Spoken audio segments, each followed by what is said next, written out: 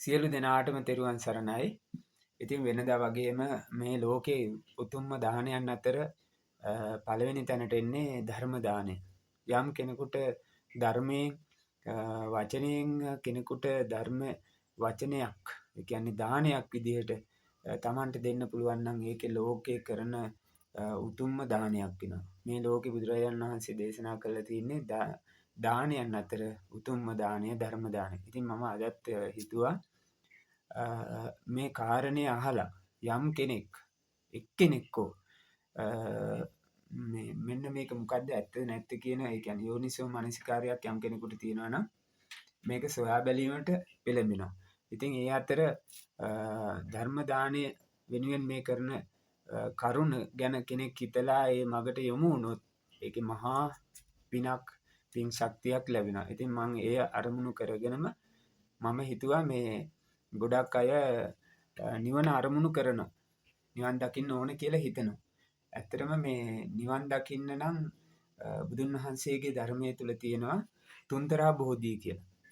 තුන්තරා බෝධිය. ඒ කියන්නේ නිවනට යන්න පුළුවන් පාරවල් තුනක් තියෙනවා.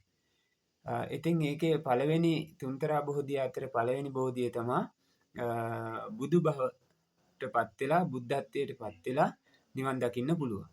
ඊළඟට පස්සේ බුදුරජාණන් වහන්සේ නමක් විදිහට නිවන් දැකීමට නිවන අරමුණු කර ගැනීමට යන්න පුළුවන්. එහෙමත් නැත්නම් මහරහතන් වහන්සේ නමක් කියලා නිවන කියන මේ ශේෂ භූමියට යන්න පුළුවන්. ඉතින් ඔයාලා නිකමට හිතලා බැලුවද මේ නිවන අරමුණු කරගන්නකොට මේ නිවන් දැකීමට අවශ්‍ය නම් මම මේ බෝධි තුනෙන් කෝකෙද යන්නේ කොයි බෝධිය හරහාද නිවන ඒ මාර්ගය හරහාද මම නිවන් දකින්නේ කියන අරමුණ ගත්තද? ඉතින් කෙනෙකුට පුළුවන් මම බුද්ධත්වයටමපත් වෙලා නිවන අරමුණු කරගන්නවා කියලා එහෙම හිතන්න පුළුවන්. හැබැයි ඒ බුද්ධත්වයේ පත්වීම සඳහා කළ යුතු පාරමිතා සම්පූර්ණ කරගත්තොත් පමණයි බුද්ධත්වයටපත් වෙලා නිවන් දකින්න පුළුවන්.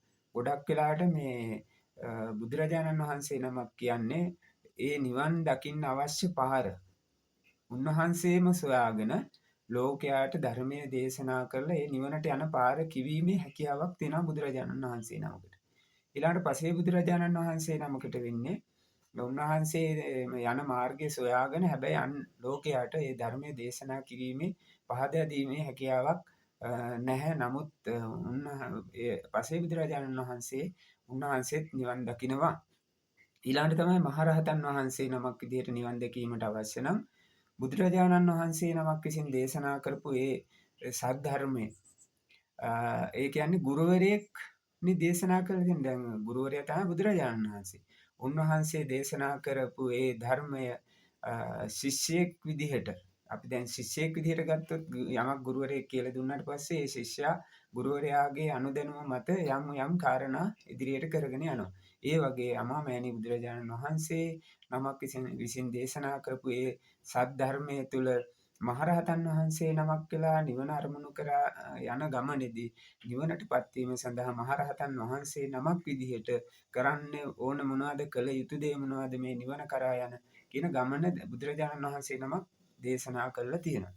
ඉතින් ඒ ගමන හොයාගෙන හරි මම මහරහතන් වහන්සේ නමක් විදිහට මේ නිවන අරමුණු ගන්නවා නිවන් දකින්නවා කියලා කෙනෙකුට සිතන්න ශක්තිය එසේ සිතලා තමන්ට මේ තුන්තරා බෝධිය තුල නැනපමණින් නිවන් දැකීමට අදිෂ්ඨානයක් ගන්නවා නම් ඒ ගැන හොයනවා නම් ඒ මාර්ගයට පිවිසෙනවා නම් ඔබට නිවන් දකින්නවා කියන එක කරගන්න පුළුවන්.